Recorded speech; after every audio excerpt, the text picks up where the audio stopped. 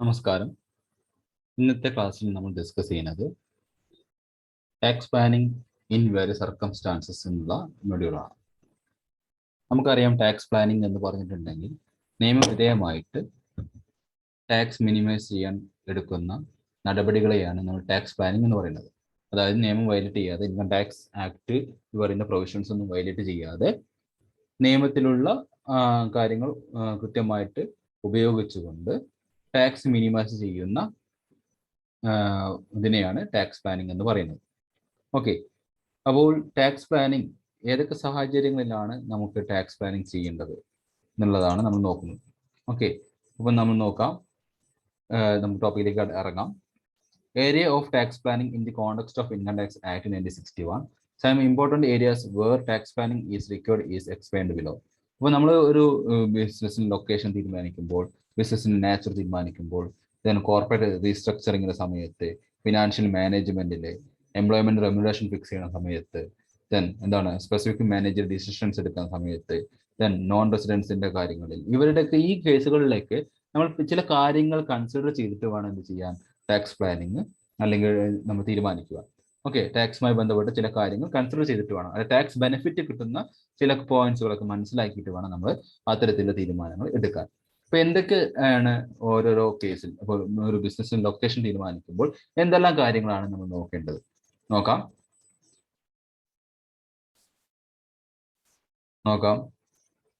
Location of business including special economic zone and export processing zone. Tax planning is relevant from location point of view. There are certain locations which are given special tax treatment. Some of these are as under. First one, newly established undertaking in free trade zone, etc. Full exemption under section 10A is available in case of a newly established industrial undertaking in free trade zone, etc. Not allowed weighted effect assessment year 2012-2013. അതായത് ഒരു free trade zone, government free trade zone ആക്കിയിട്ട്, അതായത് ആ ഏരിയയിൽ government നടത്തുന്ന ട്രേഡിങ്ങിനൊന്നും എന്തുണ്ടാവില്ല, tax ഒന്നും വരില്ല. അങ്ങനെ ഗവൺമെന്റ് ഫ്രീ ട്രേഡ് സോൺ ആക്കിയിട്ട്, അതായത് നമ്മുടെ ചില ഇൻഡസ്ട്രീസിനെയൊക്കെ പ്രൊമോട്ട് ചെയ്യാൻ വേണ്ടി ഗവൺമെന്റ് എടുക്കുന്ന, അല്ലെങ്കിൽ ട്രേഡ് പ്രൊമോട്ട് ചെയ്യാൻ വേണ്ടി ഗവൺമെന്റ് എടുക്കുന്ന ചില നടപടികളാണ്. അപ്പൊ അങ്ങനത്തെ ഫ്രീ ട്രേഡ് സോണിൽ നമ്മളൊരു പുതിയ എസ്റ്റാബ്ലിഷ്മെന്റ്, പുതിയ ഒരു സ്ഥാപനം തുടങ്ങുകയാണെങ്കിൽ അത് സെക്ഷൻ 10A പ്രകാരം എന്താണ്, ഫുൾ എക്സംഷൻ കിട്ടും എന്നാണ് പറയുന്നത്. ഓക്കെ, പക്ഷെ 2012-2013 അസസ്മെന്റ് കയറുന്നതിൽ അത് എന്ത് ചെയ്തിട്ടുണ്ട്, അത് എടുത്ത് ഒഴിവാക്കിയിട്ടുണ്ട്, ആ എക്സംഷൻ എടുത്ത് ഒഴിവാക്കിയിട്ടുണ്ട്. Okay, the next, newly established unit in special economic zone. Full exemption of profit and gain derived from the export of articles or things or provide any services under section 10AA for initial 5 years, 5% or 50% for subsequent 5 years, and further reduction of 50% of profit and gain or the amount debited to profit and loss account and credited to cess reinvestment allowance reserve account, whichever is less, for further period of 5 years in case of newly established unit in cess or on or after 1/4/2005 but before 31st March 2020. അതായത് ഇവിടെ പറയുന്നത് special economic zone government പ്രഖ്യാപിച്ചിട്ടുള്ള ഒരു പ്രത്യേക area ആയിരിക്കും special economic zone എന്ന് പറയുന്നത്.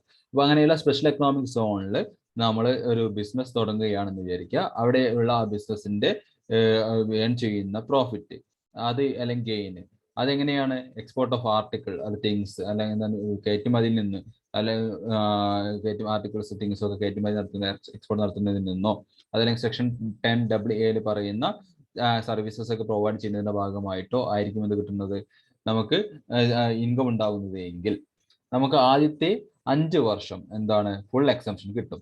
Okay, then 50% for subsequent 5 year, അതിനുശേഷമുള്ള 5 വർഷം എന്താണ്, ഇൻകത്തിന്റെ പ്രോഫിറ്റിന്റെ പകുതി നമുക്ക് എന്ത് കിട്ടും, എക്സംഷൻ കിട്ടും. അതുകൂടാതെ and further reduction of 50% profit and gain or the amount debited to profit and loss account and credited to cess reinvestment allowance reserve account, whichever is less, for further period of 5 years in case of newly established. അതായത് 1/4/2005 31/3/2020 ഇടയിൽ establish ചെയ്തിട്ടുള്ള ഒരു എസ്റ്റാബ്ലിഷ്മെന്റിനാണ് എങ്കിൽ അവർക്ക് എന്താണ്, അവരുടെ profit and loss അക്കൗണ്ടിൽ debit ചെയ്യപ്പെട്ടിട്ടുള്ള amount, അതല്ലെങ്കിൽ എന്താണ്, സെസ് റീഇൻവെസ്റ്റ്മെന്റ് അലവൻസ് റിസർവ് അക്കൗണ്ടിൽ ക്രെഡിറ്റ് ചെയ്യപ്പെട്ടുള്ള എമൗണ്ട്. ഓക്കെ, ഇതിൽ ഏതാണോ ചെറിയ എമൗണ്ട് ആ എമൗണ്ട് അവർക്ക് എന്ത് കിട്ടും, ഒരു ഫർദർ 5 വർഷം അവർക്ക് എക്സംഷൻ അവൈലബിൾ ആയിട്ട് കിട്ടും. ഓക്കെ, അതിന്റെ പകുതി. ക്ലിയർ? അതാണ് രണ്ടാമത്തെ പോയിന്റിൽ പറയുന്നത്. അപ്പോൾ സ്പെഷ്യൽ എക്കണോമിക് സോണിന് ആദ്യത്തെ 5 വർഷം കംപ്ലീറ്റ് ആയിട്ടും അതിനടുത്ത 5 വർഷം പകുതിയും എന്ത് കിട്ടും, എക്സംഷൻ കിട്ടും പ്രോഫിറ്റിന്റെ. ഇതിന് കൂടാതെ എന്താണ്, അവർക്ക് ഫർദർ റിഡക്ഷൻ കിട്ടുന്നുണ്ട് 50% ഓഫ് പ്രോഫിറ്റ്, അല്ലെങ്കിൽ എന്താണ് special economic zone reinvestment allowance reserve അക്കൗണ്ടിലെ എമൗണ്ട്, ഇതിൽ ഏതാണ് ചെറുത് ആ എമൗണ്ട് 50% അവർക്ക് എന്ത് കിട്ടും, ഫർദർ റിഡക്ഷനും കിട്ടും. ദെൻ അവിടെ ഒരു ടൈം പീരീഡ് പറയുന്നുണ്ട്, അതും കൺസിഡർ ചെയ്യണം. ഇനി നെക്സ്റ്റ് നോക്കാം, third point, newly established 100% economic export oriented undertaking, EOU, export oriented undertaking എന്നാണ് അതിന് പറയാം കേട്ടോ. അപ്പോൾ newly established 100% export oriented undertaking, അതായത് 100% കയറ്റുമതി ലക്ഷ്യം വെച്ചിട്ടുള്ള ഒരു അണ്ടർടേക്കിംഗ് ആണെന്ന് വിചാരിക്കുക. Full exemption under section 10B for 10 year in case of newly established 100% export oriented undertaking. Not allowed weighted effect assessment year 2012-13. അതായത് എക്സ്പോർട്ട് നമുക്കറിയാം, നമ്മുടെ രാജ്യത്തിനെ സംബന്ധിച്ചുള്ള എന്താണ് ഇറക്കുമതി എന്ന് പറയുന്നത് നമ്മുടെ പണം പുറത്തേക്ക് പോകുന്നതിനും, കയറ്റുമതി എന്ന് പറയുന്നത് നമുക്ക് ഫോറിൻ കറൻസി അവൈലബിൾ ആക്കുന്ന ഒരു കാര്യമാണ്. അപ്പൊ അതുകൊണ്ട് തന്നെ ഫോറിൻ കറൻസി നമുക്ക് അവൈലബിൾ ആയിട്ട് നമ്മുടെ രാജ്യത്തിന് കാര്യമുള്ളൂ. അപ്പോൾ അതുകൊണ്ട് തന്നെ രാജ്യം എക്സ്പോർട്ടിനെ പ്രൊമോട്ട് ചെയ്യുവാൻ വേണ്ടിയിട്ട് നേരത്തെ നൽകിയിട്ടുണ്ടായിരുന്ന ഒരു പ്രൊവിഷൻ ആണ് എന്ത്, 100% എക്സ്പോർട്ട് ഓറിയന്റഡ് ആയിട്ടുള്ള ഒരു അണ്ടർടേക്കിംഗ് ആണെങ്കിൽ അവർക്ക് 10 വർഷത്തേക്ക് സെക്ഷൻ 10B പ്രകാരം 10 വർഷത്തേക്ക് അവരുടെ പ്രോഫിറ്റ് ആൻഡ് ഗെയിൻ ടാക്സ് ചെയ്യേണ്ട ആവശ്യമില്ലായിരുന്നു. പക്ഷെ 2012-2013 ആ ഒരു പ്രൊവിഷനും എടുത്ത് ഒഴിവാക്കിയിട്ടുണ്ട്. Okay, the next fourth point, developer of special economic zone, deduction under section 80 IAB in respect of profit and gain by an undertaking or an enterprise engaged in the development of special economic zone. 100% of profit and gain is allowed as deduction for 10 consecutive assessment year. The deduction shall not allowed to an assessee in case of special economic zone begin on or after 1/4/2017. Section 80 IAB പ്രകാരം profit and gain by an undertaking or an enterprise engaged in the development of special economic zone, special economic സോണിന്റെ development ആക്ടിവിറ്റീസിൽ engage ചെയ്യപ്പെട്ടിട്ടുള്ള ഒരു എന്റർപ്രൈസിന്, ഒരു സ്ഥാപനത്തിന് ഉണ്ടാകുന്ന profit അല്ലെങ്കിൽ gain അത് 100% എന്താണ് വരുന്ന 10 വർഷത്തേക്ക് 100% ഡിഡക്ഷൻ അവൈലബിൾ ആണ്. ഓക്കെ, പക്ഷേ ആ ഡിഡക്ഷൻ എന്താണ്, 1/4/2017 ശേഷം ആരംഭിച്ചിട്ടുള്ള സ്ഥാപനങ്ങൾക്ക് എന്ത് കിട്ടില്ല, ആ ഡിഡക്ഷൻ കിട്ടില്ല. അപ്പൊ അതിന് മുമ്പുള്ള സ്ഥാപനങ്ങൾക്ക് 1/4/2017 മുമ്പ് സ്പെഷ്യൽ എക്കണോമിക് സോണിന്റെ ഡെവലപ്മെന്റിന് വേണ്ടി എൻഗേജ് ചെയ്യുന്ന എല്ലാ അണ്ടർടേക്കിങ്സിന് എന്താണ് സെക്ഷൻ 80 IAB പ്രകാരം പ്രോഫിറ്റിന്റെ 100% എന്ത് കിട്ടും, 10 വർഷത്തേക്ക് ഡിഡക്ഷൻ കിട്ടും. Next, industrial undertaking in industrially backward state or district. Deduction under section 80 IB is allowed in case of newly set up industrial undertaking in an industrially backward state or district which begins to manufacture or operate on or after 1/4/1993 to 31st March 2004. Company 30% of profit and gain. അപ്പോൾ നോക്ക് നിങ്ങൾ, അതായത് industrial undertaking in industrially backward state or district, അതായത് നമ്മളൊക്കെ north east സ്റ്റേറ്റുകളെയാണ് ഉദ്ദേശിക്കുന്നത്. അപ്പോൾ industrially backward ആയിട്ടുള്ള സ്റ്റേറ്റുകളും അതുപോലെ തന്നെ ഡിസ്ട്രിക്ട്സിലും നമ്മൾ സെക്ഷൻ 80 IB പ്രകാരം ഒരു പുതിയൊരു ഇൻഡസ്ട്രി സെറ്റപ്പ് ചെയ്യാണ്. നമുക്കറിയാം എന്താണ്, ഒരു ഇൻഡസ്ട്രി വന്നു കഴിഞ്ഞിട്ടുണ്ടെങ്കിൽ ആ നാട് തന്നെ ചിലപ്പോൾ എന്താണ് ഡെവലപ്ഡ് ആവും.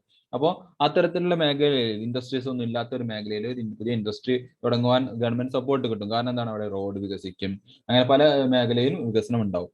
അപ്പൊ അതുകൊണ്ട് തന്നെ ആ മേഖലയിൽ തുടങ്ങുന്ന ബിസിനസ്സുകൾ, മാനുഫാക്ചറിങ് ഓർഗനൈസേഷന് അത് 1/4/1993 31/3/2004 ഇടയിലുള്ള സ്ഥാപനങ്ങളാണെങ്കിൽ അവർക്ക് പ്രോഫിറ്റിന്റെ 30% എന്ത് കിട്ടും, ഡിഡക്ഷൻ കിട്ടും എന്നാണ് പറയുന്നത്. നെക്സ്റ്റ് നോക്കൂ, 6th point, industrial undertaking in Jammu and Kashmir which begin to manufacture or operate on or after 1/4/1993 section 80 IB. Deduction is allowed for the initial 5 assessment year, 100% of profit and gain. For the subsequent 5 assessment year, cooperative society 7 year ആണ്, 25% of profit and gain. In the case of company 30% of profit and gain.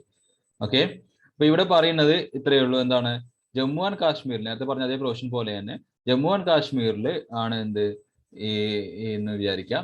Jammu and കാശ്മീരിൽ നമ്മളൊരു അവിടുത്തെ backward ഏരിയയിൽ അല്ലെങ്കിൽ അവിടെ ഒരു industrial undertaking operate തുടങ്ങുകയാണെന്ന് വിചാരിക്കുക. തുടങ്ങുന്നത് 1/4/2093 31/3/2012 ഇടയിലുള്ള കാലഘട്ടത്തിലാണ് തുടങ്ങിയതെന്ന് വിചാരിക്കുക. അങ്ങനെയെങ്കിൽ ആദ്യത്തെ 5 വർഷം 100% പ്രോഫിറ്റ് ആൻഡ് ഗെയിൻ നമുക്ക് ഡിഡക്ഷൻ കിട്ടും. പിന്നീടുള്ള സബ്സിക്വന്റ് 5 ഇയറിൽ നമുക്ക് 25% കിട്ടും. കോപ്പറേറ്റീവ് സൊസൈറ്റി ആണെങ്കിൽ 7 വർഷത്തേക്ക് കിട്ടും. ഓക്കെ, ദെൻ കമ്പനിയെ സംബന്ധിച്ചിടത്തോളം 30% എന്ത് കിട്ടുക, ഡിഡക്ഷൻ കിട്ടുക. Okay, subsequent 5 years. Clear? Exemption കിട്ടും, ഡിഡക്ഷൻ ഒരു എക്സംഷൻ കിട്ടും. Okay, the 7th point, notified industries located in the north eastern region section 80 IB allowed deduction is 100% of profit and gain for 10 assessment year. അത് section 80 IB പ്രകാരം നമുക്ക് നാഗാലാൻഡ് അങ്ങനെയുള്ള north eastern സ്റ്റേറ്റുകളിൽ, Mizoram അങ്ങനെയുള്ള north eastern സ്റ്റേറ്റുകളിൽ നമ്മൾ എന്ത് ചെയ്യാണ്, ഒരു ബിസിനസ് ആരംഭിക്കുകയാണെങ്കിൽ അവിടെ നമുക്ക് എന്താണ് 10 അസസ്മെന്റ് ഇയർ, അതായത് ബിസിനസ് തുടങ്ങി ആദ്യത്തെ 10 അസസ്മെന്റ് ഇയറിൽ നമുക്ക് അവിടെ അവർക്ക് ഉണ്ടാകുന്ന പ്രോഫിറ്റ് 100% എന്താണ് ടാക്സിൽ നിന്ന് ഒഴിവായി കിട്ടും. Clear? The next 8th point, any undertaking which begin commercial production of mineral oil in the northeastern region before 1/4/1997 or any part of India on or after 1/4/1997 but up to 31st March 2017, allowed deduction is 100% of profit and gain for initial 7 assessment year. അതായത് ഇവിടെ പറയുന്നത് ഏതെങ്കിലും ഒരു undertaking എന്താണ്, any undertaking, ഏതെങ്കിലും undertaking which begin commercial production of mineral ഓയിലിന്റെ commercial production നടത്തുന്ന ഒരു അണ്ടർടേക്കിംഗ് ആണെന്ന് വിചാരിക്കുക. അത് എവിടെ ഓപ്പറേറ്റ് ചെയ്യുന്നത്, നോർത്ത് ഈസ്റ്റേൺ റീജിയനിലാണ്. എന്ന് 1/4/1997 മുമ്പ്. അതല്ലെങ്കിൽ എനി പാർട്ട് ഓഫ് ഇന്ത്യയുടെ മറ്റു ഭാഗങ്ങളിൽ 1/4/1993 1/4/1997 കേട്ടോ. അപ്പോൾ 1/4/1997 മുമ്പോ അല്ലെങ്കിൽ ഇന്ത്യയുടെ മറ്റു ഭാഗങ്ങളിൽ 1/4/1997 അല്ലെങ്കിൽ അതിന് ശേഷമോ, എന്നാൽ 31/3/2017 ഇടയ്ക്ക്. ഓക്കെ, അങ്ങനെയെങ്കിൽ സെക്ഷൻ 80 IB പ്രകാരം നമുക്ക് 7 അസസ്മെന്റ് ഇയറിലേക്ക് 100% പ്രോഫിറ്റ് എന്ത് കിട്ടും, റിഡക്ഷൻ കിട്ടും. Okay, the next 9th point, industrial undertaking in certain special category state. Deduction under section 80 IC is available in case of newly set up industrial undertaking or substantial expansion of an existing undertaking in certain special category states. Industrial undertaking located in state of Himachal Pradesh and Uttaranchal, which is started between 7 January 2030 to 31st March 2012, allowed deduction is 100% of profit and gain for the initial 5 year and for the subsequent 5 year 25% of profit and gain. അതായത് ഈ special category States എന്നുണ്ടെങ്കിൽ ഇവിടെ പറയുന്ന ഒരു example പറയുന്നുണ്ട്. Industrial undertaking എവിടെയാണ്, section 80 IC പ്രകാരമാണ് കേട്ടോ. സെക്ഷൻ 80 IC പ്രകാരം നമ്മൾ എന്ത് ചെയ്യുന്നു, നമുക്ക് ഡിഡക്ഷൻ അവൈലബിൾ ആണ്. ഒരു പുതിയ ഇൻഡസ്ട്രിയൽ അണ്ടർടേക്കിംഗ് അല്ലെങ്കിൽ എന്താണ് എക്സിസ്റ്റിംഗ് അണ്ടർടേക്കിങ്ങിന്റെ സബ്സ്റ്റാൻഷ്യൽ എക്സ്പാൻഷൻ, അതിന്റെ എന്താണ് എക്സ്പാൻഷൻ വികസിപ്പിക്കുന്നതിന്റെ ഭാഗമായിട്ട് ഒരു എന്താണ് ഈ തരത്തിലുള്ള സ്പെഷ്യൽ കാറ്റഗറി സ്റ്റേറ്റുകളിൽ തുടങ്ങുകയാണെന്ന് വിചാരിക്കാം. അങ്ങനെ തുടങ്ങുന്നത് ഇപ്പോൾ ഫോർ എക്സാമ്പിൾ ഹിമാചൽ പ്രദേശ്, ഉത്തരാഞ്ചലിലൊക്കെ നമ്മൾ തുടങ്ങുകയാണ്. തുടങ്ങുന്ന സമയം ടൈം പീരീഡ് പറയുന്നുണ്ട് 7/1/2003 31/3/2012 ഇടയ്ക്ക് നമ്മൾ എന്ത് ചെയ്യുന്നു, അത്തരത്തിലുള്ള സ്റ്റേറ്റുകളിൽ ഒരു ഇൻഡസ്ട്രിയൽ അണ്ടർടേക്കിംഗ് തുടങ്ങുകയാണെന്ന് വിചാരിക്കുക. അങ്ങനെയെങ്കിൽ ആ ഇൻഡസ്ട്രിയൽ അണ്ടർടേക്കിംഗ് നിന്ന് ഉണ്ടാകുന്ന പ്രോഫിറ്റ് നമുക്ക് ആദ്യത്തെ 5 വർഷം നമുക്ക് 100%, പിന്നീടുള്ള 5 വർഷം 25% എന്ത് കിട്ടും, റിഡക്ഷൻ കിട്ടും. അപ്പൊ നമ്മൾ ഈ ഒരു ലൊക്കേഷൻ സെലക്ട് ചെയ്യുമ്പോൾ നമ്മുടെ എന്താണ് ഇൻകം ടാക്സ് ചെയ്ത് പോവാതിരിക്കുവാൻ ഇത്തരത്തിലുള്ള ലൊക്കേഷൻ സെലക്ട് ചെയ്ത് കഴിഞ്ഞാൽ നമുക്ക് എന്താണ്, നമുക്ക് കൂടുതൽ വരുമാനം ഉണ്ടാക്കാം. കാരണം ആ ഇൻകം എന്ത് ചെയ്യേണ്ട ആവശ്യമില്ല, ടാക്സ് ചെയ്യാതെ രക്ഷപ്പെടാം. അപ്പൊ അതാണ് ഈ ഞാൻ നേരത്തെ പറഞ്ഞിട്ടുള്ള എന്താണ്, നമ്മൾ ഒരു ലൊക്കേഷൻ തീരുമാനിക്കുമ്പോൾ കൺസിഡർ ചെയ്യേണ്ട ചില കാര്യങ്ങളാണ്. ഒരു ബിസിനസ് തുടങ്ങുന്ന സമയത്ത് എന്താണ് ഇത്തരം ഈ പറഞ്ഞിട്ടുള്ള ഏരിയകളിൽ തുടങ്ങുകയാണെങ്കിൽ എന്താണ് നമുക്ക് അതിന്റെ ബെനിഫിറ്റ് കിട്ടും. Okay, next, hotel and convention center in specified area.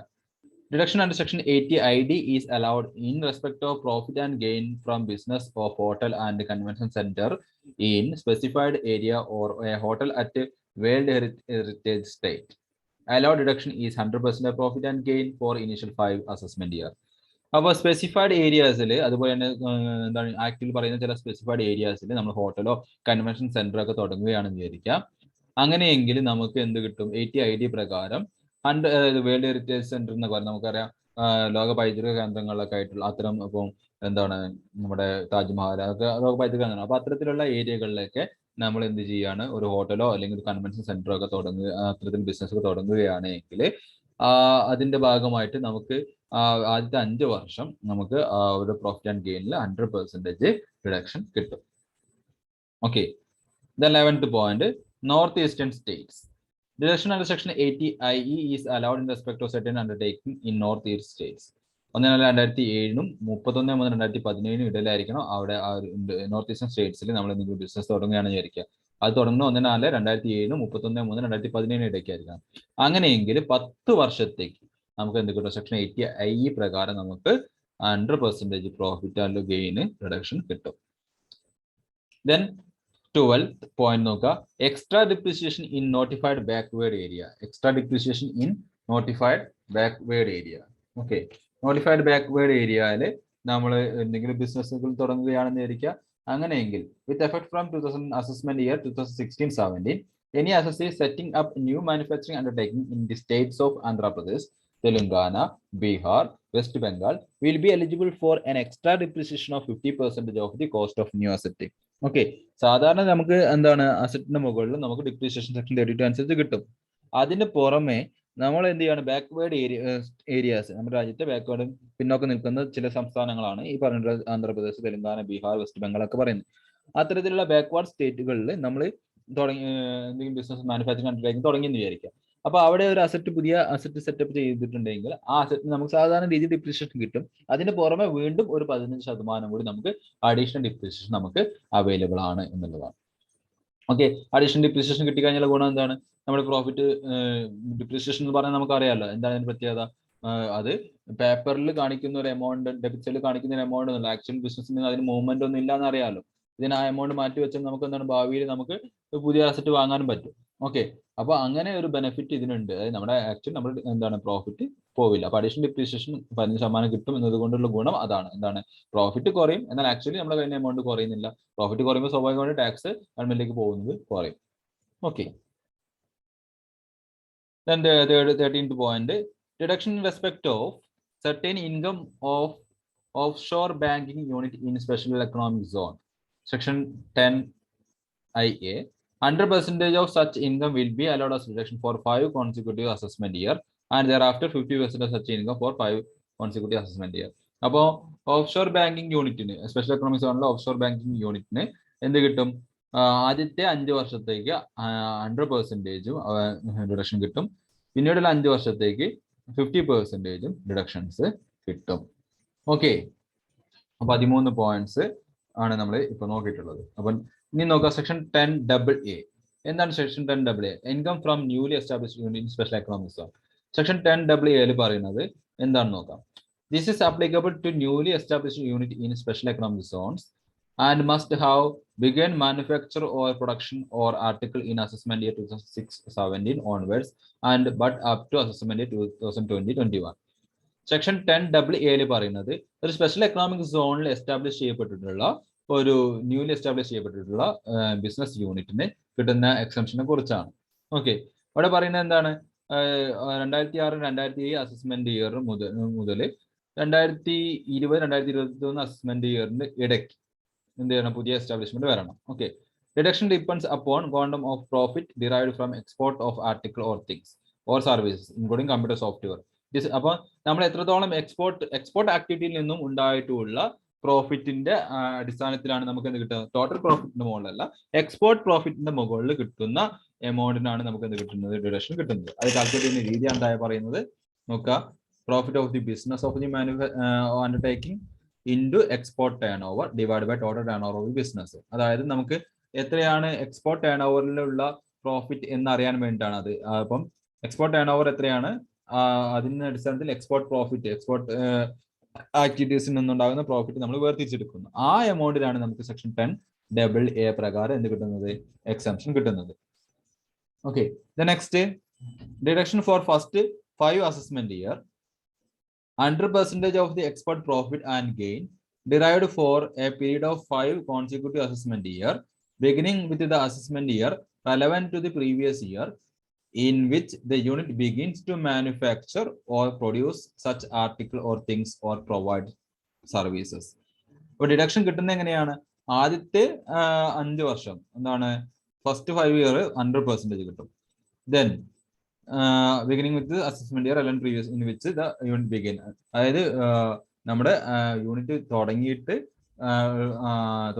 ഉള്ള ആ ഡേറ്റ് മുതൽ, അസസ്മെന്റ് ഇയർ മുതൽ ആദ്യത്തെ 5 വർഷം അവർക്ക് 100% എന്ത് കിട്ടും? ഡിഡക്ഷൻ കിട്ടും, എക്സ്പോർട്ട് ഒക്കെ തുടങ്ങിയതിനു ശേഷം. Okay. Deduction for 6th assessment year to 10th assessment year, അതായത് 6ാമത്തെ അസസ്മെന്റ് ഇയർ മുതൽ 10ാമത്തെ അസസ്മെന്റ് ഇയർ, അതായത് അടുത്ത 5 വർഷം അവർക്ക് 50% എന്ത് കിട്ടും? ഡിഡക്ഷൻ കിട്ടും. Then 11th assessment year to 15th assessment year, 11ാമത്തെ അസസ്മെന്റ് ഇയർ മുതൽ 15ാമത്തെ അസസ്മെന്റ് ഇയർ, പിന്നീടുള്ള 5 വർഷം അവർക്ക് amount not exceeding 50% of profit which is debited to profit and loss account. നേരത്തെ പറഞ്ഞിട്ടുണ്ടായിരുന്നു, അതായത് എന്താണ്, പിന്നീടുള്ള 10 വർഷം കഴിഞ്ഞ ശേഷം പിന്നീട് അവർക്ക് എന്ത് കിട്ടും? പ്രോഫിറ്റിന്റെ 50%, അല്ലെങ്കിൽ എന്താണ്, സ്പെഷ്യൽ എക്കണോമിക് സോൺ റിസർവ് അക്കൗണ്ടിൽ നിക്ഷേപിച്ചിട്ടുള്ള എമൗണ്ടിന്റെ 50%, ഇതിൽ ഏതാണോ ചെറുത് ആ എമൗണ്ട് അവർക്ക് എക്സംഷൻ കിട്ടും. ഓക്കെ, ഇത് നേരത്തെ പറഞ്ഞിട്ടുള്ളതിന്റെ ഒരു എക്സ്പ്ലനേഷൻ ആയിട്ടാണ് പറയുന്നത്. ഓക്കെ, ഇനി നോക്കൂ, unit availing deduction under section 10AA for any assessment year in respect of specified business mention in 35AD subsection 80 clause C shall not be allowed deduction under section 35AD. അത് section 10AA പ്രകാരം നമുക്ക് deduction കിട്ടിയിട്ടുള്ള ഒരു ഓർഗനൈസേഷന്, ആ ഓർഗനൈസേഷന് section 35AD പ്രകാരം എന്താണ് ഡിഡക്ഷൻ അവൈലബിൾ ആയിട്ടുള്ള ഓർഗനൈസേഷൻ ആണെന്ന് വിചാരിക്കാം. അപ്പൊ ഇത് രണ്ടും കൂടി അവർക്ക് അവൈലബിൾ കിട്ടില്ല. ഒന്നുകിൽ സെക്ഷൻ 35AD കിട്ടും, അല്ലെങ്കിൽ സെക്ഷൻ 10AA പ്രകാരമുള്ള ഡിഡക്ഷൻസ് അവർക്ക് ക്ലെയിം ചെയ്യാം. അപ്പൊ സെക്ഷൻ 10AA ക്ലെയിം ചെയ്തിട്ടുള്ള ഒരു ഓർഗനൈസേഷൻ ആണെങ്കിൽ അവർക്ക് സെക്ഷൻ 35AD ക്ലെയിം ചെയ്യാൻ പറ്റില്ല. Units availing tax holiday under section 10A are not entitled to other tax concessions such as unabsorbed depreciation allowance. അപ്പൊ സെക്ഷൻ 10AA പ്രകാരം ടാക്സ് ഹോളിഡേസ്, ഇത്രയും കാലം 10 വർഷം, ആദ്യത്തെ 5 വർഷം, പിന്നീട് ഉള്ള അടുത്ത 5 വർഷം, അങ്ങനെ 15 ടാക്സ് ഹോളിഡേസ്, ടാക്സ് അടയ്ക്കാത്ത കാലഘട്ടം, അത് അവൈലബിൾ ആവുന്ന അത്തരത്തിലുള്ള സ്ഥാപനങ്ങൾക്ക് പിന്നെ എന്താണ്, unabsorbed depreciation allowance, unabsorbed investment allowance, unabsorbed capital expenditure, unabsorbed development rebate, ഇങ്ങനെ പറഞ്ഞിട്ടുള്ള കുറെ മറ്റ് പ്രൊവിഷൻസ്, നമുക്ക് ടാക്സ് കുറയ്ക്കാൻ പറ്റുന്ന പ്രൊവിഷൻസ് ഒക്കെ, set of and carry forward provisions ഒക്കെ, ആ പ്രൊവിഷൻസ് ഒന്നും ഇവർക്ക്, അതുപോലെ തന്നെ എന്താണ് ഡിഡക്ഷൻസ് സെക്ഷൻ 80HH, 80I മറ്റ് ഡിഡക്ഷൻസ് ഒന്നും അവർക്ക് സെക്ഷൻ 10AA പ്രകാരം അവർ ഒന്ന് ക്ലെയിം ചെയ്ത് കഴിഞ്ഞാൽ മറ്റ് സെക്ഷൻസ് പ്രകാരമുള്ള ഡിഡക്ഷൻസോ മറ്റു കാര്യങ്ങളോ, സെറ്റ് ഓഫ് ക്യാരി ഫോർവേഡ് തുടങ്ങിയ കാര്യങ്ങളൊന്നും അവർക്ക് അവൈലബിൾ ആയിരിക്കില്ല. ഓക്കെ, അപ്പൊ നമ്മൾ ആദ്യത്തെ കാറ്റഗറി ഓഫ് സർക്കംസ്റ്റാൻസസിൽ, അത് ഒരു ബിസിനസിന്റെ ലൊക്കേഷൻ തീരുമാനിക്കുന്ന സമയത്ത് എന്തൊക്കെ കാര്യങ്ങൾ പരിഗണിക്കണം തുടങ്ങിയതാണ് നമ്മൾ ഈ ഫസ്റ്റ് വീഡിയോയിൽ ഡിസ്കസ് ചെയ്തിട്ടുള്ളത്. അപ്പൊ നോക്കുക, ലൊക്കേഷൻ ഓഫ് ബിസിനസ്, ഒരു ബിസിനസിന്റെ ലൊക്കേഷൻ പരിഗണിക്കുന്ന സമയത്ത് എന്തെല്ലാം കാര്യങ്ങൾ വരണം? 13ഓളം പോയിന്റുകൾ നമ്മൾ ഇവിടെ പറഞ്ഞിട്ടുണ്ട്. അപ്പൊ ഈ 13ഓളം പോയിന്റുകൾ നിങ്ങൾക്ക് അറിയാം എന്താണ്, തിയറിക്ക് ഇമ്പോർട്ടന്റ് ആണ്. അപ്പൊ ഈ 13 പോയിന്റുകളും അതിൽ പറഞ്ഞിട്ടുള്ള കാര്യങ്ങൾ കൃത്യമായിട്ട് മനസ്സിലാക്കി വെക്കുക. ഓക്കെ, ഒന്നുകൂടി വീഡിയോ കേൾക്കുക, വായിക്കുക, അങ്ങനെ മനസ്സിലാക്കി വെക്കുക. പിന്നെ സെക്ഷൻ 10AA കുറിച്ച് സെപ്പറേറ്റ് ചിലപ്പോൾ പാരഗ്രാഫ് ഒക്കെ ചോദിക്കാം. അപ്പൊ അതും എന്ത് ചെയ്യുക, ഒന്ന് നന്നായിട്ട് പഠിച്ചു വെക്കുക. ഓക്കെ, ഇനി നമുക്ക് അടുത്തതായിട്ട് നോക്കാനുള്ളത് നേച്ചർ ഓഫ് ബിസിനസ് ആണ്. നേച്ചർ ഓഫ് ബിസിനസ്, ഒരു ബിസിനസിന്റെ നേച്ചർ തീരുമാനിക്കുന്ന സമയത്ത് എന്തെല്ലാം കാര്യങ്ങൾ പരിഗണിച്ചിട്ട് വേണം നമ്മൾ എന്ത് ചെയ്യാൻ, ഒരു ബിസിനസിന്റെ നേച്ചർ തീരുമാനിക്കുക. ടാക്സ് പോയിന്റ് ഓഫ് വ്യൂ എന്തെല്ലാം കാര്യങ്ങൾ അത് പരിഗണിക്കണം. നമുക്കറിയാം, ടാക്സ് മിനിമൈസേഷൻ ആണ് ഏതൊരു ആളുടെ സംബന്ധിച്ചിടത്തോളം എന്ത് ലക്ഷ്യം എന്ന് പറയുന്നത്. ടാക്സ് മിനിമൈസേഷൻ എന്നുള്ള ലക്ഷ്യം എന്താണ്, ലോ വയലേറ്റ് ചെയ്യാതെ ലോയ്ക്ക് അകത്ത് നിന്നുകൊണ്ട് ചെയ്യുമ്പോൾ അത് എന്താകുന്നു, ടാക്സ് പ്ലാനിങ് ആയിട്ട് മാറുന്നു. അറിയാവുന്ന കാര്യമാണ്, സംസ്ഥാനത്തിലൊക്കെ നമ്മൾ പഠിച്ചതാണ്. അപ്പോൾ ഒരു ബിസിനസിന് നേച്ചർ തീരുമാനിക്കുന്ന സമയത്ത് എന്തെല്ലാം കാര്യങ്ങൾ പരിഗണിച്ചിട്ടായിരിക്കണം എന്നുള്ളതാണ് നമുക്ക് നോക്കാനുള്ളത്. നമുക്കത് ജസ്റ്റ് ഒന്ന് നോക്കാം. First point, newly established unit in free trade zone, section 10A not available weight of. അപ്പൊ നമ്മൾ നേരത്തെ തന്നെ പറഞ്ഞിട്ടുണ്ടായിരുന്നു, ഒരു എന്താണ്, newly established unit free trade സോണിൽ നമ്മൾ സെക്ഷൻ ലൊക്കേഷൻ പറഞ്ഞ സമയത്ത് തന്നെ പറഞ്ഞിട്ടുണ്ടായിരുന്നു. പക്ഷെ ഇപ്പോൾ എന്തില്ല, ഡിഡക്ഷൻ അവൈലബിൾ അല്ല. 2012, 2013 അത് നേരത്തെ അവിടെ പറഞ്ഞ സമയത്ത് പറഞ്ഞിട്ടുണ്ടായിരുന്നു. Okay, then tea development account, coffee development account and rubber development account, section 33AB. All associates engaged in the business of growing and manufacturing tea, coffee or rubber in India are eligible for deduction. അപ്പോൾ ഇത് എന്താണ് T development section 33A-B നമുക്ക് business income complete ചെയ്യുന്ന ഭാഗങ്ങളിലൊക്കെ വരുന്ന സെക്ഷനാണ്. Section നമുക്കറിയാം section 28 മുതൽ 44 വരെയുള്ള സെക്ഷൻസ് ബിസിനസ് ഇൻകം കംപ്ലീറ്റ് ചെയ്യുന്നതായിരുന്നു. അപ്പോൾ അവിടെ നമുക്ക് സെക്ഷൻ 30 മുതൽ അങ്ങോട്ട് ഡിഡക്ഷൻസ് ആണ് പറയുന്നത്, അറിയാലോ. അപ്പോൾ സെക്ഷൻ 33A-B പ്രകാരം നമുക്ക് ഇങ്ങനെ tea development account, coffee development account, rubber development അക്കൗണ്ടിലൊക്കെ നടത്തുന്ന നിക്ഷേപങ്ങൾക്ക് എന്ത് കിട്ടാറുണ്ട്? ഇന്ത്യയിൽ റബ്ബർ, കോഫി മാനുഫാക്ചറിങ് അല്ലെങ്കിൽ ഗ്രോയിങ് കൺസേൺസ് ആയിട്ടുള്ള ആ മേഖലയിൽ ബിസിനസ് ചെയ്യുന്ന സ്ഥാപനങ്ങൾക്ക് റിഡക്ഷൻ കിട്ടാറുണ്ട്. ഓക്കെ, അപ്പോൾ ആ തരത്തിൽ നാച്ചുറൽ ബിസിനസ് തീരുമാനിക്കുന്ന സമയത്ത് അത്തരത്തിൽ നാച്ചുറൽ ബിസിനസ് തുടങ്ങിയാൽ കഴിഞ്ഞാൽ നമുക്ക് എന്ത് ആ ഡിഡക്ഷൻ നമുക്ക് അവൈലബിൾ ആണ്. The amount of deduction allowed is lower of the following. ഇങ്ങനെയാണ് amount deposit in NABARD or deposit account. അപ്പോൾ നബാർഡിലോ അല്ലെങ്കിൽ ഡിപ്പോസിറ്റ് അക്കൗണ്ടിലോ നിക്ഷേപിച്ചിട്ടുള്ള എമൗണ്ട് അല്ലെങ്കിൽ 40% പ്രോഫിറ്റ്. ഓക്കെ, ഇത് നമുക്ക് എന്ത് കിട്ടും? നമുക്ക് ഡിഡക്ഷൻ കിട്ടും. ഇനി നോക്കാം site restoration fund. The assessee is carrying on business consisting of prospecting for extraction or production of petroleum or natural gas or both in India and in relation to which the central government has entered into an agreement with such assessee for such business. Before the end of the previous year, the assessee should deposit an amount in SBI in a scheme approved by the Ministry of Petroleum Natural Gas of the Government India. Deposit any amount in the site restoration account. The amount of deduction allowed is the lower of the following. അതായത് നമ്മൾ ഈ petroleum business ഒക്കെ ചെയ്യുന്ന നമുക്കറിയാമല്ലോ, എന്താണ് കുഴിച്ചെടുക്കുക എന്നറിയാലോ. അപ്പൊ അങ്ങനെ extract പ്രകൃതിയിൽ നിന്ന് കുഴിച്ചെടുക്കുന്ന ബിസിനസ് ചെയ്യുന്ന സമയത്ത് നമുക്ക് ആ ഏരിയയിൽ നമുക്കറിയാം പാറ പൊട്ടിക്കുന്ന സമയത്തൊക്കെ അറിയാവുന്ന കാര്യമാണ് കൽക്കരി. അപ്പൊ കുഴിച്ചെടുക്കുന്ന സമയത്ത് ആ ഏരിയക്ക് വലിയ വലിയ കുഴികളും ഗർത്തങ്ങളൊക്കെ ആയിട്ടൊക്കെ മാറും. അപ്പൊ അവിടെ ആ ഏരിയ അത് കുഴിച്ചെടുക്കലൊക്കെ മിനറൽസ് ഒക്കെ കഴിഞ്ഞു കഴിഞ്ഞാൽ നമ്മൾ എന്ത് ചെയ്യണം? ആ സ്ഥലം പഴയപടിയാക്കി മാറ്റണം എന്നുള്ള നിർബന്ധം, ഒരു റൂൾസ് ഉണ്ട്. അപ്പൊ അത് അങ്ങനെ മാറ്റുവാൻ വേണ്ടി ചിലപ്പോൾ എന്ത് ചെയ്യും? ബിസിനസ്സുകൾ അവരുടെ പ്രോഫിറ്റിൽ നിന്നും ഒരു എമൗണ്ട് അവർ ഇത്തരത്തിലുള്ള SBIയുടെ ഇതിനു വേണ്ടിയിട്ടുള്ള ഫണ്ടിലേക്ക് അവർ ഡിപ്പോസിറ്റ് ചെയ്യും. ഓക്കെ, അപ്പൊ അങ്ങനെ സൈറ്റ് റീസ്റ്റോറേഷൻ അക്കൗണ്ടിൽ ഡിപ്പോസിറ്റ് ചെയ്യുന്ന എമൗണ്ടിന് അവർക്ക് എന്ത് കിട്ടും? ഡിഡക്ഷൻ കിട്ടും. ആ ഡിഡക്ഷൻ എങ്ങനെയാണെന്നാണ് ഇവിടെ പറയുന്നത്. Okay, the amount deposit in the scheme referred or above 20% of the profit of such business computed under the head profit and gain of business provision. The profit are to be computed before making any deduction to section 33A-B-A and before making adjustment for brought forward loss. അപ്പോൾ 33A-B-A പ്രകാരമുള്ള deductions ഒക്കെ വരുത്തുന്നതിന് മുമ്പും broad forward ലോസിന്റെ set of ഒക്കെ നടത്തുന്നതിന് മുമ്പ് ഉള്ള പ്രോഫിറ്റിന്റെ 20% അവർക്ക് എന്ത് കിട്ടും? അല്ലെങ്കിൽ 20%മോ അല്ലെങ്കിൽ അതിൽ ഡിപ്പോസിറ്റ് ചെയ്യുന്ന എമൗണ്ടോ ഇതിൽ ഏതാണ് ചെറുത് വെച്ചാൽ അത് അവർക്ക് ഡിഡക്ഷൻ കിട്ടും. Then fourth point, specified business eligible for deduction of capital expenditure, section 35A-D. Section 35A-D പ്രകാരം ചില സ്പെസിഫൈഡ് ബിസിനസ്സുകൾക്ക് അവർക്ക് എന്ത് ചെയ്യുന്ന ക്യാപിറ്റൽ എക്സ്പെൻഡിച്ചർക്ക് എന്ത് കിട്ടും? റിഡക്ഷൻ അവൈലബിൾ ആണെന്നാണ് പറഞ്ഞത്. Reduction is allowed to the assessee who is carrying certain new specified business. 100% reduction is allowed on account of any expenditure of capital nature incurred wholly and exclusively for the purpose of specific business carried on by such assessee during previous year in which such expenditure incurred by him. Okay, അതായത് specified business section 35A-D പ്രകാരം specified business ഇങ്ങനെ exactly പറയുന്ന ചില ബിസിനസ്സുകളുണ്ട്. ആ ബിസിനസ്സുകൾ carry ചെയ്യുന്ന ആളുകൾക്ക് അവരുടെ എന്താണ് 100% അവരുടെ ക്യാപിറ്റൽ എക്സ്പെൻഡിച്ചറിന് എന്ത് കിട്ടും?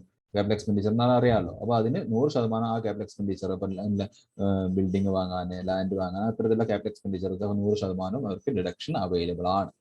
Okay, the next fifth point നോക്കുക, amortization of certain preliminary expenses, section 35D. നമുക്കറിയാം, നമ്മൾ നേരത്തെ ഇതൊക്കെ നമ്മൾ എവിടെ പഠിച്ചിട്ടുണ്ട്? നേരത്തെ ഓൾറെഡി നമ്മൾ ഓരോരോ സബ് ഹെഡുകളിൽ പഠിച്ചിട്ടുള്ള പോയിന്റുകൾ തന്നെയാണ്. ഇതിപ്പോ ബിസിനസ് ഇൻകം എന്ന് പറഞ്ഞ ചാപ്റ്ററിൽ section 35A-D, section 35D, section 33 ഒക്കെ ബിസിനസ് ഇൻകം എന്ന ചാപ്റ്ററിൽ നമ്മൾ സെപ്പറേറ്റ് ആയിട്ട് പഠിച്ചിട്ടുള്ള കാര്യങ്ങളാണ്. ഓക്കെ, അപ്പോൾ അവിടെ ഡീറ്റെയിൽ ആയിട്ട് പഠിക്കാത്തവർക്കാണ് ഇത് ഇവിടെ ഒരു പ്രശ്നമായിട്ട് മാറുക എന്ന് മാത്രം, അല്ലെങ്കിൽ നമുക്ക് പഠിക്കാൻ വരിക എന്ന് മാത്രം. Okay, amortization of certain preliminary expense നമുക്ക് അറിയാവുന്നതാണ്. നമുക്ക് അടുത്ത 5 വർഷത്തേക്ക് അതിനെ ഈക്വലായി ഡിവൈഡ് ചെയ്തിട്ടാണ് പ്രിലിമിനറി എക്സ്പെൻസ് amortization ചെയ്യാനൊക്കെ നേരത്തെ പഠിച്ചതാണ്. നോക്കുക എന്താണ് ഒന്ന് വായിക്കാം. Indian company or a person other than a company who is a resident of India is eligible. The deduction allowed shall be lower of actual expense incurred. 5% of the cost get deduction of project or 5% of capital employed applicable to a company. അപ്പോൾ അതായത് amount calculated above shall be allowed as deduction equally over A period of 5 years. അതായത് ഒരു preliminary expense ഉണ്ടായിട്ടുണ്ടെങ്കിൽ section 35D പ്രകാരം ആ preliminary എക്സ്പെൻസിന് നമുക്ക് 5 വർഷത്തേക്ക് എന്ത് കിട്ടും? റിഡക്ഷൻ കിട്ടും. അപ്പോൾ നമുക്ക് 1 ലക്ഷം പ്രീമിയം എക്സ്പെൻസ് ഉണ്ടെങ്കിൽ നമ്മൾ എന്ത് ചെയ്യുന്നു, അത് ഡിവൈഡ് ബൈ 5 ചെയ്യുന്നു. എന്നിട്ട് അതിനെ എന്ത് ചെയ്യുന്നു, അത് 5 വർഷത്തേക്ക്. അപ്പോൾ എങ്ങനെയാണ് ഡിഡക്ഷൻ കമ്പ്യൂട്ട് ചെയ്യുന്ന കാൽക്കുലേഷൻ അവിടെ പറയുന്നുണ്ട്. എങ്ങനെയാണ്, ഒന്ന് cost of deduction of project, cost of project എത്രയാണെന്ന് കണ്ടെത്തിയിട്ട് ആ ഡിവൈഡ് ബൈ 5 ചെയ്യുന്നത്, അല്ലെങ്കിൽ 5% ഓഫ് ക്യാപിറ്റൽ എംപ്ലോയ്ഡ് കമ്പനി. അപ്പോൾ അതിന് ഇക്വേഷനൊക്കെ അവിടെ കൊടുത്തിട്ടുണ്ട്. അത് വെച്ചിട്ടാണ് നമ്മൾ കണ്ടെത്തുന്നത് ആ ഡിഡക്ഷൻസ് ഒക്കെ. അത് നമുക്ക് സെക്ഷൻ 35D നമ്മൾ ഓൾറെഡി പഠിച്ചതാണ്, അവിടെ നോക്കിയാലും മതി. The next, expenditure on prospecting for certain minerals. Deduction is allowed, section 35E another. Deduction is allowed only in the case of Indian companies and resident associate other than companies. അപ്പം Indian കമ്പനീസിനും resident അസോസിയേറ്റിനും മാത്രമേ നമുക്ക് എന്ത് കിട്ടുള്ളൂ, company അല്ലാത്ത resident അസോസിയേറ്റിന് മാത്രമേ എന്ത് കിട്ടുള്ളൂ, minerals പ്രോസ്പെക്ടിങ്ങിന്റെ ഭാഗമായിട്ടുള്ള എക്സ്പെൻഡിച്ചറിന് ഡിഡക്ഷൻ കിട്ടുള്ളൂ. The qualifying expenditure should be incurred during the year of commercial production and 4 year immediately preceding that year. Expenditure incurred wholly and exclusively on any operation relating to prospecting of mineral specified in this 7th schedule, or the development of mine or the other natural deposit in such a mineral or group of minerals is qualifying expenditure. The amortization of qualifying expenditure is allowed an equal installment over a period of 10 years. The amount deductible for each year is lower of amount. അപ്പം നേരത്തെ പറഞ്ഞ section 35E പ്രകാരം എന്താണ്, നമുക്ക് ഈ Indian കമ്പനീസിനും അതുപോലെ resident അസോസിയേഷനും എന്ത് കിട്ടും, ഡിഡക്ഷൻസ് കിട്ടും എന്നാണ് പറയുന്നത്. അപ്പം commercial production during the year commercial production and 4 year immediately preceding that year. Commercial production നടക്കുന്നതിന് 4 വർഷം മുമ്പ് വരെ ഇൻകർ ചെയ്തിട്ടുള്ള എല്ലാ എക്സ്പെൻസിനും നമുക്ക് എന്ത് കിട്ടും, നമുക്ക് ഡിഡക്ഷൻ കിട്ടും. ഡിഡക്ഷൻ കിട്ടുന്നത് 10 വർഷത്തേക്കാണ്. നമുക്ക് ഒറ്റ വർഷം കൊണ്ടല്ല കിട്ടുന്നത്. ആ ക്വാളിഫയിങ് എമൗണ്ടിനെ നമ്മൾ അമോർട്ടൈസേഷൻ ചെയ്യാണ് എത്ര വർഷത്തേക്ക്, 10 വർഷത്തേക്ക്. ഓക്കെ, അതിപ്പോ പിന്നെ ഇവിടെ അതിന്റെ ഇക്വേഷൻ എങ്ങനെയാണ് കാൽക്കുലേറ്റ് ചെയ്യാനുള്ള ഇക്വേഷൻ ഇവിടെ കൊടുത്തിട്ടുണ്ട്. നോക്കുക, 1/10 ഓഫ് ദി ക്വാളിഫയിങ് എക്സ്പെൻഡിച്ചർ. അപ്പോൾ ക്വാളിഫയിങ് എക്സ്പെൻഡിച്ചർ എത്രയാണെന്ന് വെച്ചാൽ അതിന് 1/10 ചെയ്യുക. ഇത് രണ്ടാമത് B, income before section 55 deduction in the previous year arising from commercial exploration of ഈ മൈൻ. അപ്പോൾ ഇത് രണ്ടും 1/10 ക്വാളിഫയിങ് എക്സ്പെൻഡിച്ചർ അല്ലെങ്കിൽ എന്താണ് ഇൻകം ജനറേറ്റ് ചെയ്തിട്ടുള്ള എമൗണ്ട്, ഇതിൽ ഏതാണ് ചെറുത് ആ എമൗണ്ട് ആയിരിക്കും നമുക്ക് എന്ത് കിട്ടുക, ഡിഡക്ഷൻ കിട്ടുക. ഓക്കെ, അപ്പോൾ കൊമേഴ്ഷ്യൽ പ്രൊഡക്ഷൻ തുടങ്ങുന്നതിന് മുമ്പ് ഉണ്ടായിട്ടുള്ള ഇൻകം. In 7th point നോക്കൂ, special reserve created by financial corporation under section 36(1). Deduction under this section is allowed to specified entity of an amount not exceeding 20% of the profit derived from eligible business computed under the head profit and gain of business or profession before making any deduction under this clause, carried to special reserve account created and maintained such specified entity. A special reserve created financial corporation. A financial corporation ഒരു create ചെയ്യുന്ന special റിസർവ്സിന്, ആ reserve അവർക്ക് എന്ത് കിട്ടും, അവർക്ക് deduction കിട്ടും 20% വരെ, not exceeding 20% profit. അപ്പോൾ പ്രോഫിറ്റിന്റെ 20% വരെ അവർക്ക് എന്ത് കിട്ടും, ഡിഡക്ഷൻ കിട്ടും. അതിന് മുകളിലേക്ക് പോകാൻ പാടില്ല. Then a special provision for deduction in case of business for prospecting of mineral oil, 44BB. In case of an associate being a non-resident engaged in the business of providing services or facilities in connection with or supplying plant and machinery on hire used to be used in the prospecting for extraction or production of mineral oil, a sum equal to 10% of the aggregate of the amount specified shall be deemed to profit and gain of such business attributed to the head born. അതായത് ഈ ഇവിടെ ഇതിൽ പറയുന്ന തരത്തിലുള്ള, അതായത് special provision for deduction in case of business profiting mineral oil, നേരത്തെ പറഞ്ഞ പോലെയാണ് മിനറൽ. ഇവിടെ ആരാണ്, നോൺ റെസിഡന്റ് ആണ്. ഓക്കെ, അപ്പോൾ നോൺ റെസിഡന്റ് ആയിട്ടുള്ള ഒരാൾ ഇങ്ങനെ ഒരു മിനറൽ ഓയിലിന്റെ ഭാഗമായിട്ടുള്ള ആ ബിസിനസ്സിൽ എൻഗേജ് ചെയ്തിട്ടുണ്ട് എങ്കിൽ അയാൾക്ക് അതിൽ നിന്നുണ്ടാകുന്ന ഇൻകത്തിന് എന്താണ് 10% എന്താണ് എക്സംഷൻ കിട്ടുന്നതാണ് ഇവിടെ പറയുന്നത്. Then special provisions for computing profit and gain of any small business on presumptive basis, section 44AD. Presumptive taxation ഒക്കെ നമ്മൾ സെക്ഷൻ എന്താണ് തേർഡ് സെമസ്റ്ററിൽ പഠിച്ചിട്ടുള്ളതാണ്, ബിസിനസ് ഇൻകം എന്നുള്ള ചാപ്റ്ററിൽ. But this section is applicable to a resident individual, resident Hindu undivided family or resident partnership firm or being limited liability partnership. അപ്പോൾ അതായത് resident ഇൻഡിവിജ്വൽസിന്, HEFന്, അതുപോലെ partnership ഫേമിന് ആണ് സെക്ഷൻ 44AD അപ്ലിക്കബിൾ ആയിട്ടുള്ളത്. The taxpayer should be engaged in any business but should not claim any deduction under section. അപ്പോൾ അവർക്ക് എന്താണ് section 44AD പ്രകാരമുള്ള provision പ്രകാരം അവർക്ക് പ്രസന്റേറ്റീവ് ടാക്സേഷൻ എന്നുള്ള പ്രൊവിഷൻ അവർക്ക് അപ്ലൈ ചെയ്യാം. പക്ഷെ അവർ എന്താണ് ക്ലെയിം 10A പ്രകാരം 80IA പ്രകാരം 80IAB 80IB ഇവിടെ പറയുന്ന ആ സെക്ഷൻസ് പ്രകാരം അവർ എന്ത് ചെയ്തിട്ടുണ്ടാവരുത്, ഡിഡക്ഷൻ ക്ലെയിം ചെയ്തിട്ടുണ്ടാവരുത്. സച്ച് then നോക്കുക, the annual turnover should not exceed 2 crore. 2 കോടിക്ക് മുകളിൽ annual turnover ഉണ്ടാവാൻ പാടില്ല അത്തരം ബിസിനസ്സുകൾക്ക്. In such case, income is computed on estimated basis at the rate of 8% of turnover. അപ്പോൾ ഇവിടെ ഈ കേസിൽ എന്താണ്, നമ്മൾ എസ്റ്റിമേറ്റഡ് ബേസിസിലാണ് ഇൻകം നമ്മൾ കമ്പ്യൂട്ട് ചെയ്യുക. അപ്പോൾ ടേൺ ഓവർ 8% നമ്മൾ ചെയ്യുന്ന പെർസെന്റ് ടാക്സേഷൻ അറിയാലോ, 8% ആണ് നമ്മൾ ഇവിടെ കാണുക. The rate of 8% is comprehensive. No further deduction allowed under any other. അപ്പോൾ നമുക്ക് 8% നമ്മൾ എല്ലാം കൂടി ചേർന്നിട്ടുള്ളതാണ്. അപ്പോൾ ഇതിന് മുകളിൽ ഫർദർ ഡിഡക്ഷൻ ഒന്നും നമുക്ക് എന്ത് കിട്ടില്ല, അവൈലബിൾ ആയിരിക്കില്ല. The minimum net income should be considered 6% in case of digital receipt. Digital receipt ഉള്ള കേസിലൊക്കെ 6% നമ്മൾ മിനിമം നെറ്റ് ഇൻകം ആയിട്ട് കൺസിഡർ ചെയ്യുന്നത്. Okay, presumptive computation profit for small business section 44AD. Turnover up to 200 lakh. Deemed profit 8% of gross receipt. അതിനകത്ത് ഇവിടെ പറഞ്ഞിട്ടുള്ള അതേ കാര്യമാണ്, ചുരുക്കി പറഞ്ഞു എന്നുള്ളൂ. സ്മോൾ ബിസിനസ്സിന് 2 കോടി വെക്കാം, 2 കോടി. അപ്പോൾ ഡീംഡ് പ്രോഫിറ്റ് പറഞ്ഞാൽ 8% ആയിരിക്കും. ഗ്രോസ് റെസിപ്റ്റ് ഡിജിറ്റൽ റെസിപ്റ്റ് ആണെങ്കിൽ 6% ആയിട്ടാണ് കൺസിഡർ ചെയ്യുക. അതർ പ്രൊവിഷൻസ് ആർ, മറ്റ് പ്രൊവിഷൻസ് സെക്ഷൻ 44ADയുമായി ബന്ധപ്പെട്ട് മറ്റ് പ്രൊവിഷൻസ് ഇവിടെ പറയുന്നുണ്ട്. അത് നമുക്ക് സംബന്ധിച്ചിടത്തോളം സെക്ഷൻ 44AD അത് നമുക്ക് ജസ്റ്റ് തിയറി പഠിച്ചാൽ മതി, അത്ര അധികം ഇമ്പോർട്ടൻസ് ഒന്നല്ല.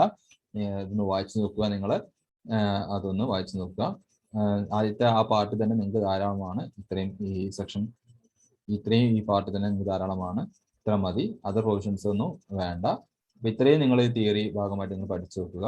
ഓക്കെ, ശരി. അതർ പ്രൊവിഷൻസ് ഞാനിവിടെ നോട്ട്സിൽ കൊടുത്തിട്ടുണ്ട്, നിങ്ങൾ അതൊക്കെ വായിക്കാവുന്നതാണ്. ശരി, നമുക്ക് ബാക്കി അടുത്ത ക്ലാസ്സിൽ നോക്കാം.